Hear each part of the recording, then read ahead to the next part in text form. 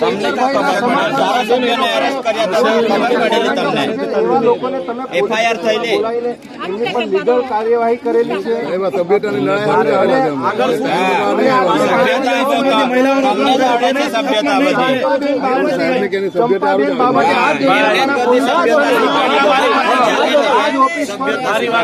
Social media પર જે અભદ્ર ભાષાનો ઉપયોગ કર્યો એવા લોકો પર તમે લીગલી એક્શન લીધી છે, લીગલી કાર્યવાહી કરી છે.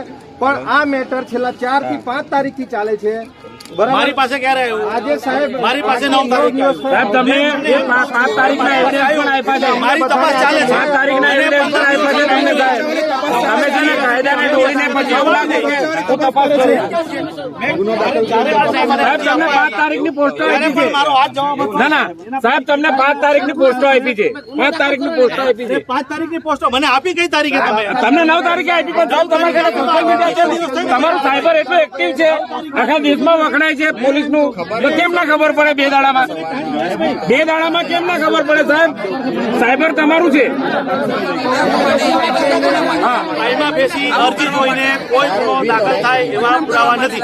આ ચલો આ કઈ પ્રાઇમા બેસી પ્રાથમિક તપાસમાં મારી ભૂતકાળમાં જે લીધો હોય છે ને આયો હું છું ભાઈ. ના ના મારે જવાબ આપો, કોર્ટમાં મારે જવાબ આપો. હું કોઈને અડગ કરું હાલમાં મારી પ્રાથમિક તપાસમાં હજુ સુધી ગુનો દાખલ થાય એવા કોઈ કન્ટેન્ટ સાહેબ એટલે ડુંગલ ગામન નથી. મારે 15 દિવસની સાહેબ ડુંગલ ગામન રિપોર્ટ નથી કરવાનો છે. મારે તપાસ ચાલુ છે. મેં ક્લોઝ નથી કરી. હાલમાં કોઈ ગુનો નથી. સાહેબ ડુંગલ ગામન નથી. તમે જવાબદાર વ્યક્તિ છો. હું જવાબદાર છું. હું જવાબદારી લઉં છું. જવાબદારી લઉં છું. સાહેબ મારે ઉભર દયાભાઈ ઉભર સાહેબ ડુંગલ ગામ નથી એનો માબેન નથી રહેતા. ના એમાં માબેન નથી રહેતા. તમે લેખિત આપ્યો સાહેબ કે ડુંગરમાં માબેન નથી રહેતા. તમે એવું કહેવા માંગો છો કે હાલ ગુનો નથી માનતા એટલે? ના હાલમાં કેમ ના બને સાહેબ? કે ડુંગરની માબેન નથી રહેતી?